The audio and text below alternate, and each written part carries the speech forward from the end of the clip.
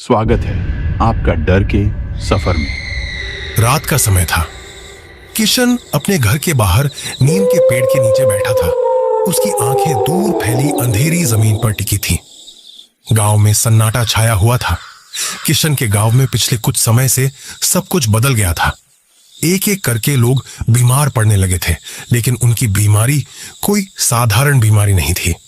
वे जागते हुए नींद में चलते, अजीबोगरीब बातें करते और कभी कभी तो अपनी ही परछाई से डर जाते थे।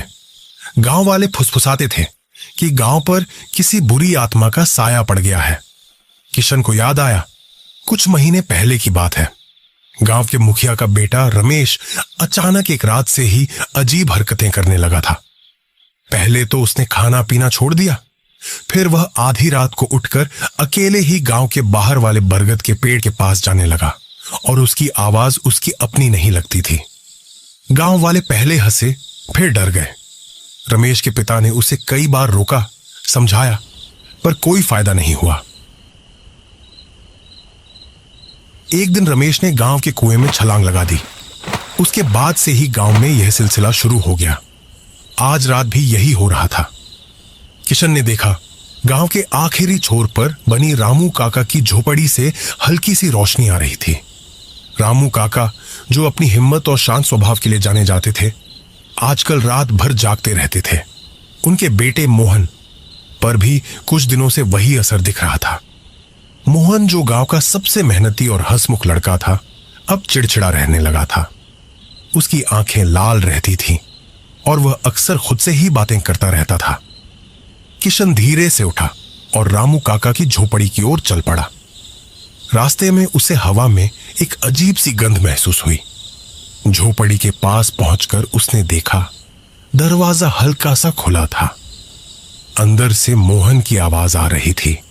मुझे यहां रहना पसंद नहीं, यह जगह मुझे जलाती है। रामू काका घबराए हुए बैठे थे। उनके चेहरे पर डर साफ दिख रहा था। मोहन के शरीर में ऐंठन हो रही थी और उसकी आंखें अजीब तरह से ऊपर की ओर चढ़ी हुई थीं। किशन ने धीरे से दरवाजा खोला और अंदर चला गया। रामू काका, क्या हुआ? रामू काका ने सिर उठाया। उनकी आंखों में निराशा और डर था।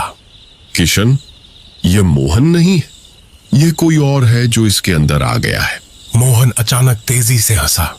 तुम क्या जानते हो किशन? यह गांव मेरा है, यह मिट्टी मेरी है। किशन को कुछ समझ नहीं आ रहा था। उसने सुना था कि बुरी आत्माएं लोगों के शरीर में प्रवेश करती है, लेकिन उसने कभी ऐसा होते हुए नहीं देखा था। मोहन का शरीर पूरी तरह से कांप रहा था। कौन हो तुम? मोहन के होंठ हिले, लेकिन आवाज किसी और की थी। मैं यहीं का था। सैकड़ों साल पहले, जब यह गांव नहीं था, तब मैं यहां रहता था।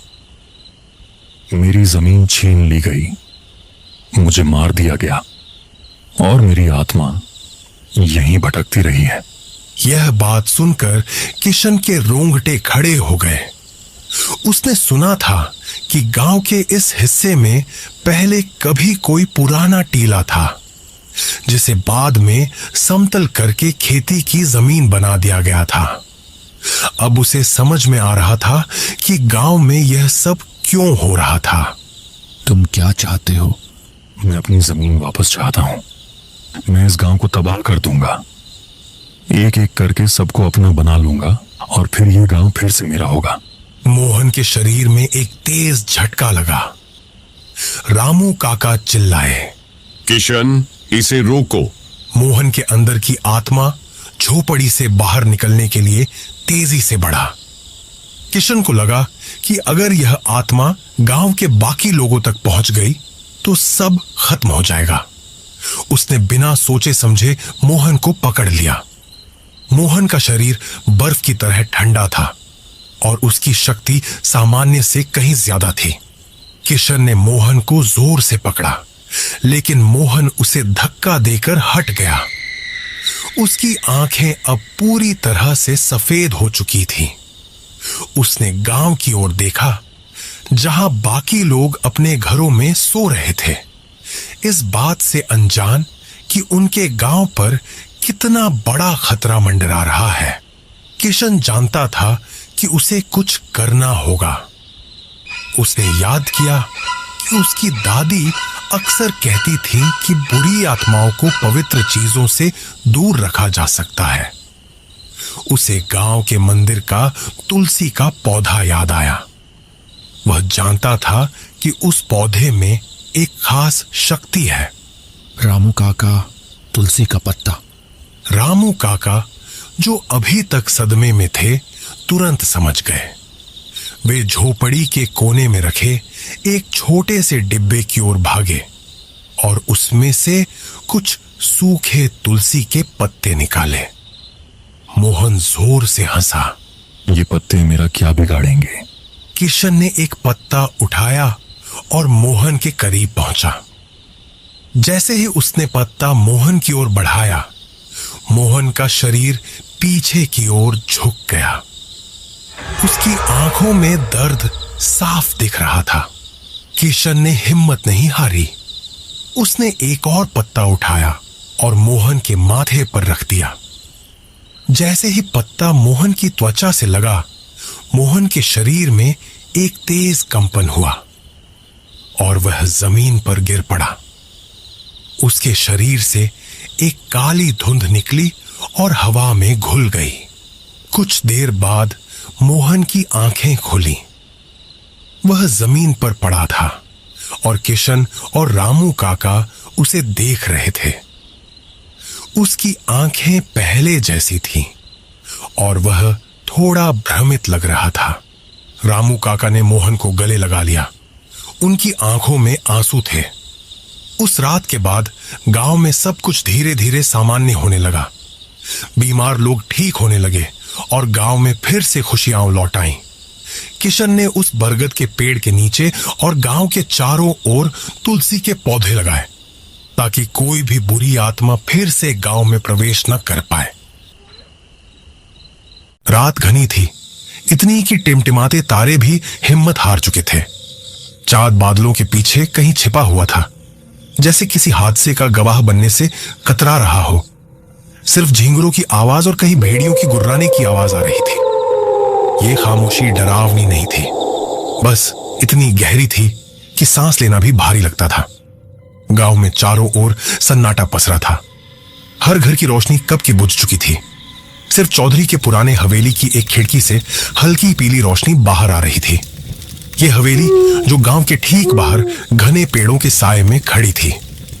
रघु चौधरी का पुराना नौकर आज भी जाग रहा था।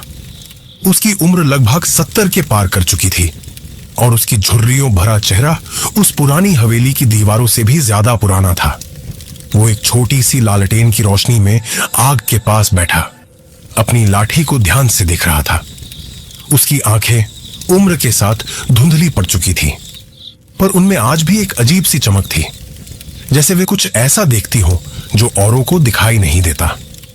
गांव वाले कहते थे कि रघु को हवेली की हर ईंट, हर कोने की कहानी पता है, और वो ये भी कहते थे कि रघु ने उस हवेली में कई ऐसी रातें गुजारी हैं जहां रात का सन्नाटा ही सबसे बड़ी आवाज बन जाती है। आज भी ऐसा ही कुछ था। रघु ने धीरे से लाठी को जमीन पर रखा और एक लंबी सांस ली। उसने आंखें बंद की और उसके जहन में बरसों पुरानी यादें ताजा हो उठी। कई बरस पहले की बात है, वो भी तब जब वो बूढ़ा नहीं था। तब रघु जवान था और चौधरी साहब के लिए नए शहर से कुछ जरूरी कागजात लेकर लौट रहा था। गांव पहुंचते पहुंचते रात गहरी हो चुकी थी। घना जंगल जो गांव को बाहरी दुनिया से अलग करता था, वो रात और भी भयानक लग रहा था। पेड़ अपनी लंबी लंबी शाखाओं से रास्ते को इस तरह ढक रहे थे जैसे वो किसी को अंदर आने से रोक रहे हो। रघु तेज कदमों से चल रहा था। तभी उसे दूर से कुछ दिखाई दिया, एक रोशनी जो धीरे धीरे उसकी ओर बढ़ रही थी। पहले उसे लगा कि कोई मशाल लेकर आ रहा है, पर जैसे जैसे वो करीब आती गई, रघु को एहसास हुआ कि ये कोई मशाल नहीं थी। ये एक औरत थी, सफेद साड़ी में, जिसके चेहरे पर एक अजीब सी चमक थी। उसकी चाल में एक अजीब सी लचक थी, जैसे वो हवा में तैर रही हो। रघु डर गया। उस सुनसान जंगल में इतनी रात गए एक अकेली औरत, वो भी इस तरह की चमक के साथ। उसके मन में डर की एक लहर दौड़ गई, पर साथ ही एक अजीब सी उत्सुकता भी थी। उसने मन ही मन सोचा, ये कौन हो सकती है? कहीं कोई गांव की ही औरत तो भटक नहीं गई। जैसे ही वो औरत रघु के करीब आई, उसकी चमक और तेज हो गई। रघु को लगा जैसे उसकी आंखों में सूरज उतर आया हो। औरत ने अपना चेहरा उठाया और रघु ने देखा कि उसकी आंखें काली थीं, जैसे उनमें कोई आत्मा हो। होंठ नीले पड़ रहे थे और चेहरे पर एक अजीब सी उदासी थी। कहां जा रहे हो रघु? औरत ने एक मधुर आवाज में पूछा। रघु का गला सूख गया था। वो कुछ बोल नहीं पाया, बस उसे देखता रहा। खोए हुए लगते हो। रघु का दिल जोरों से धड़कने लगा। उसने एक पल के लिए पीछे मुड़ने की सोची, पर उसके पैर जैसे जमीन में गड़ गए थे। वो हिल नहीं पा रहा था। डरो मत, मैं तुम्हें कुछ नहीं करूंगी। रघु को अब ये समझ आ चुका था कि ये कोई साधारण औरत नहीं है। उसके गांव में ऐसी कहानियां सुनाई जाती थी जो उन आत्माओं की है जो रात में भटकती है और राहगीरों को अपने जाल में फंसाती है। उसने हिम्मत जुटाई और धीरे से बोला, मैं अपने गांव जा रहा हूं। औरत की आवाज में एक अजीब सी कड़वाहट आ गई और बोली, गांव तो यहाँ से बहुत दूर है। आओ, मैं तुम्हें एक आसान रास्ता दिखाती हूँ। औरत रघु के सामने से गुजरी और जंगल की एक ऐसी पगडंडी पर मुड़ गई जो रघु ने पहले कभी नहीं देखी थी। वो पगडंडी इतनी घनी झाड़ियों से ढकी थी कि रघु को यकीन ही नहीं हुआ कि कोई वहां से गुजर सकता है। पर औरत आसानी से उस पर चल रही थी। उसकी साड़ी झाड़ियों से बिना उलझे आगे बढ़ रही थी। रघु ने अपनी आंखें बंद कर ली और भगवान का नाम लिया। उसे लगा कि वो अब किसी भयानक जाल में फंसने वाला है। पर उसी पल एक आवाज उसके कानों में गूंजी, रघु! कहां अटक गया। यह चौधरी साहब की आवाज थी। रघु ने आंखें खोली। सामने चौधरी साहब एक लालटेन लिए खड़े थे। उनके पीछे गांव के 2-3 लोग थे। औरत गायब हो चुकी थी। वो रोशनी, वो साड़ी, सब कुछ एक पल में हवा में घुल गया था। रघु ने राहत की सांस ली। क्या हुआ? इतनी देर क्यों लगा दी? रघु ने उन्हें पूरी बात बताई। चौधरी साहब ने ध्यान से सुना और फिर उनके चेहरे पर एक गंभीर भाव आया। बेटा, ये छलावा था। जंगल में ऐसी कई आत्माएं भटकती हैं जो लोगों को भ्रमित करती हैं। शुक्र है कि तुम सही समय पर बाहर आ गए। उस रात रघु हवेली में वापस आ गया, पर उसकी नींद उड़ चुकी थी।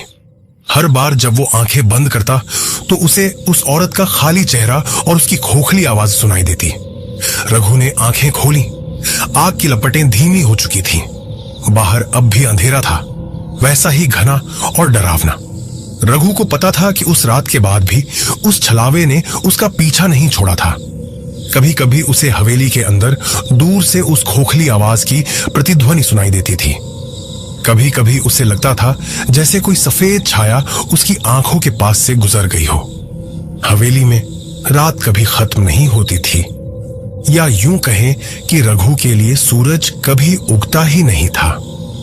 हर अगली सुबह जब गांव के लोग अपने दैनिक कार्यों में लग जाते, रघु को लगता जैसे वो अभी भी उस अंधेरी रात में फंसा हुआ है। उस रात के बाद से रघु ने खुद को हवेली तक ही सीमित कर लिया था। वो बाहर की दुनिया में कम ही निकलता था। गांव में दिन की गर्मी ढल चुकी थी और शाम की ठंडी हवा मिट्टी की सौंधी खुशबू लेकर आ रही थी। ये शाम बाकी शामों से अलग थी। हवा में एक अजीब सी बेचैनी थी। आसमान में काले काले बादल छाए हुए थे जो एक दूसरे से टकराकर गरज रहे थे। गांव के लोग अपने अपने घरों में लौट रहे थे, जैसे किसी अनजाने खतरे को भांप गए हो। मीना अपने छोटे से घर के आंगन में बैठी आसमान को देख रही थी।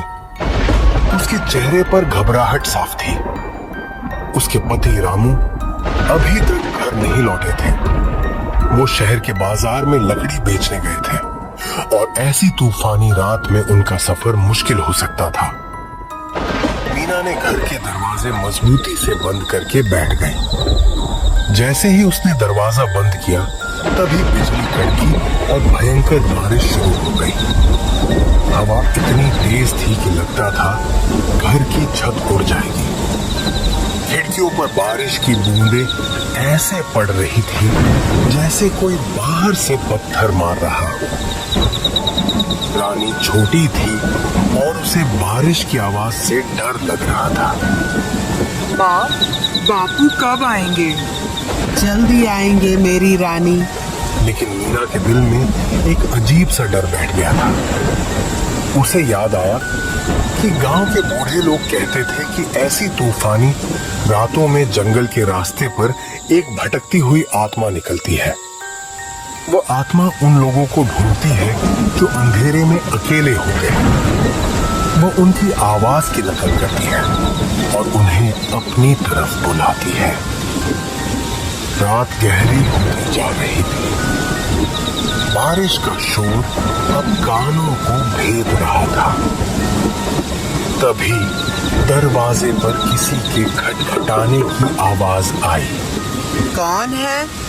मीना, मैं हूं रामू। मीना का दिल धक से रह गया। वो सोची कि कोई भूत है, लेकिन ये तो रामू था। मैं दरवाजा खोलती हूँ। ये कहने के बाद वो दरवाजे की तरफ बढ़ी, लेकिन जैसे ही उसने दरवाजे खोला चाहा, रानी ने उसे पीछे से कसकर पकड़ लिया। नहीं माँ, मत खोलो, वह बापू नहीं है। मीना चौंक गई। ये तुम क्या कह रही हो? रानी ने कांपती हुई आवाज में कहा। जब वो बोल रहे थे तो उनकी आवाज बहुत अजीब थी, जैसे कुएं में से आती है। मीना ने रानी की बात पर ध्यान दिया और उसका दिल बैठ गया। उसे याद आया कि गांव के लोग कहते थे कि उस भटकती आत्मा की आवाज में एक अजीब सी गूंज होती है जो किसी भी इंसान की आवाज की नकल करने के बावजूद नहीं छिपती। मीना दरवाजे से हटकर घर के एक कोने में अपनी बेटी के साथ दुबक कर बैठ गई। बाहर से आवाज फिर आई। क्या हुआ? दरवाजा खोलो, बहुत ठंड लग रही है। इस बार आवाज में थोड़ी तेजी थी। मीना ने चुप रहना ही बेहतर समझा। वो जानती थी कि अगर उसने दरवाजा खोला तो वे दोनों कभी जिंदा नहीं बच पाएंगे। बाहर से अब कोई आवाज नहीं आ रही थी। सन्नाटा छा गया था सिवाय बारिश के शोर के। मीना ने सोचा कि शायद वो आत्मा चली गई है। उसने रानी को देखा जो अब सो गई थी। उसने भी आंखें बंद कर ली और भगवान से प्रार्थना करने लगी। सुबह जब उसकी आंख खुली तो बारिश थम चुकी थी। सूरज की पहली किरणें घर के अंदर आ रही थी। मीना ने दरवाजा खोला और बाहर देखा। आंगन में कोई नहीं था। दूर से गांव के लोगों की आवाजें आ रही थी। वह अपनी बेटी को जगाकर बाहर निकली। गांव के चौराहे पर लोग एक जगह जमा थे। मीना ने देखा कि रामू वहां खड़ा था। उसके कपड़े गीले थे और चेहरे पर एक अजीब सा भाव था। वह गांव के मुखिया को कुछ बता रहा था। रामू ने मीना को देखा और उसकी तरफ भागा। मीना, तुम ठीक हो? तुम रात में कहाँ थे? रामू ने बताया कि वो शहर से लौट रहा था। तभी तूफान शुरू हो गया। जंगल के पास उसकी बैलगाड़ी का पहिया टूट गया। वो उसे ठीक करने की कोशिश कर रहा था कि तभी उसने दूर से किसी की आवाजें सुनी जो उसे बुला रही थी। वो आवाज अब बिल्कुल तुम्हारी तरह थी। वो मुझे जंगल के अंदर बुला रही थी। मुझे लगा तुम खतरे में हो, इसलिए मैं उस तरफ जाने लगा। लेकिन तभी गांव के एक बूढ़े आदमी की बात याद आई जो कहते थे कि ऐसी आवाजों के पीछे कभी नहीं जाना चाहिए। रामू ने आगे बताया कि उसने हिम्मत करके उस आवाज को अनदेखा किया और रात भर एक पेड़ के नीचे इंतजार किया। सुबह जब बारिश थमी तो वो किसी तरह पैदल गांव पहुंचा। ये सुनकर मीना और रानी ने एक दूसरे को देखा। मीना को रानी पर गर्व हुआ, जिसने अपनी सूझबूझ से उन दोनों की जान बचाई थी। उसने मन ही मन सोचा कि रामू अगर उस आवाज के पीछे चले गए होते तो क्या होता। रामू ने मीना और रानी को गले लगा लिया और वे सब घर वापस लौट गए। ये कहानी गांव में फैल गई और सभी ने रानी की समझदारी की तारीफ की। गांव के लोग उस रात के बारे में बात करते थे जब एक छोटी सी बच्ची की वजह से एक परिवार की जान बची। मीना और रामू भी इस घटना को कभी नहीं भूले। लेकिन यह कहानी यहीं खत्म नहीं होती। एक हफ्ते बाद जब गांव में सब कुछ सामान्य हो गया था, मीना और रामू अपनी बेटी के साथ गांव के पास के नदी के किनारे बैठे थे। अचानक रानी ने एक सवाल पूछा। माँ, वो आत्मा सिर्फ रात को आती है क्या? हाँ बेटी, सिर्फ रात को। तभी रानी ने एक अजीब सी मुस्कान दी और कहा, और सिर्फ बारिश में? मीना ने रानी की तरफ देखा। उसकी आंखें चमक रही थी, लेकिन उनमें बचपन की मासूमियत नहीं थी। रानी के चेहरे पर एक ऐसी मुस्कान थी जो उसे डरा रही थी। तुम ये सब क्यों पूछ रही हो? रानी हंसने लगी। उसकी हंसी की आवाज में वही अजीब सी गूंज थी जो मीना ने उस तूफानी रात को दरवाजे के बाहर सुनी थी। वो वही गूंज थी जो रामू को जंगल में सुनाई दी थी। रानी खड़ी हो गई और धीरे धीरे नदी की तरफ चलने लगी। यह सुनकर मीना और रामू डर से कांप उठे। वे समझ गए कि जिस आत्मा से वे बचे थे वो उनके घर में उनकी बेटी के शरीर में पहले ही आ चुकी थी। बारिश की वो रात अब बस एक कहानी नहीं थी, ये उनके साथ हमेशा रहने वाली एक हकीकत थी। और वो हंसी जो अब भी सुनाई दे रही थी बस एक शुरुआत थी। रात में जोरों की बारिश के साथ आसमान में बिजली कड़क रही थी। भोलू एक और गांव से आया जो ट्रेन न मिलने पर गांव में कहीं रात गुजारने की जगह देख रहा था। उसको दूर से एक मंदिर के अंदर से रोशनी दिखाई दी। शुक्र है भगवान का, कहीं तो रोशनी की झलक मिली। इस बारिश में भीगने से अच्छा है मैं आज रात वहीं रुक जाऊं। ये बोलकर भोलू मंदिर के अंदर चला जाता है। भाई, ये मौसम तो जैसे जान लेने पर उतारू है। रास्ता तो कब का खो चुका हूँ। सोचा अगर आप लोग इजाजत दें तो आज की रात यहीं रुक जाऊं। सुबह होते ही निकल जाऊंगा, किसी को तकलीफा नहीं दूंगा। सबसे उम्र दराज दुबले पतले राम प्रसाद बोले। उनकी आंखों में वह नमी नहीं थी जो बारिश से आती है, बल्कि वह थकान थी जो बरसों से किसी डर को झेलने से आती है। बेटा, इस गांव में रात गुजारना अपने पैरों से अपनी कब्र खोदने जैसा है। तू पराया है, तुझे नहीं मालूम यहाँ रात कैसे बीतती है। हम तो आदत डाल चुके हैं, दरवाजे बंद करना, लालटेन बुझा देना, अपने बच्चों को खिड़की के पास तक न जाने देना। लेकिन तुम तो अजनबी है, और अजनबी अक्सर वही करता है जो नहीं करना चाहिए। भोलू के चेहरे पर हल्की सी मुस्कान आई, जैसे उसे यह बात किसी डरावनी कहानी की शुरुआत लगी हो। बाबा, डर तो तभी लगता है जब मन में यकीन हो कि मौत यही है। पर मौत तो हर जगह है। आप वजह बताइए, आखिर ऐसा क्या है यहाँ जो आपको इस कदर घबराया हुआ रखता है? ये बात मैं तुमको यहाँ नहीं बोल सकता। चलो अंदर चल के बात करते हैं। वो सारे मंदिर के अंदर वाले कमरे में आकर बैठ जाते हैं। चाचा बोलो, अब क्या बात है? मुझे तो आपकी बात सुनने से पहले ही मजेदार लग रही है। गोपी ने ठंडी सांस छोड़ी। उसकी आंखें इधर उधर भटक रही थी, मानो कहीं कोई सुन रहा हो।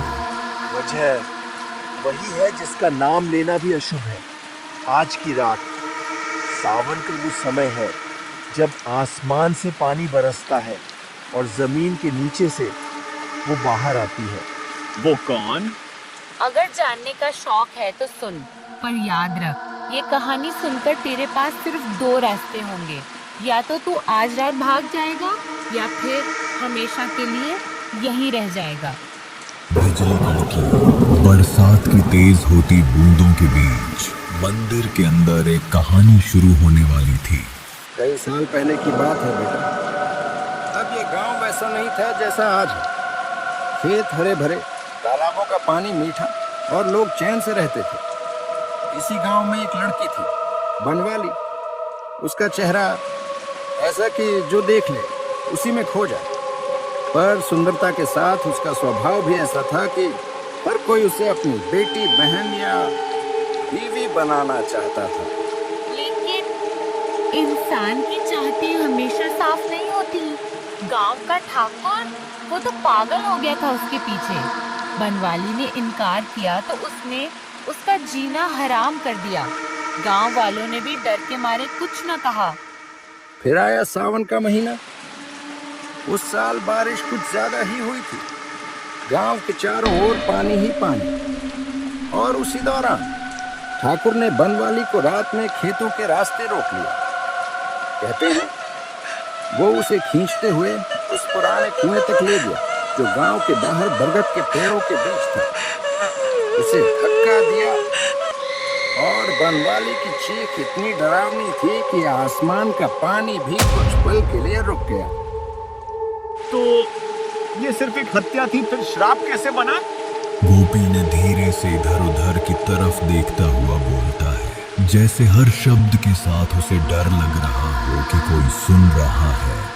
क्योंकि मरने से पहले बनवाली ने कसम खाई थी। उसने कहा था, जिसने मुझे धोखा दिया उसका वंश खत्म कर दूंगी और हर उस इंसान को साथ ले जाऊंगी जो सावन की इस रात मेरे कुएं के पास आएगा।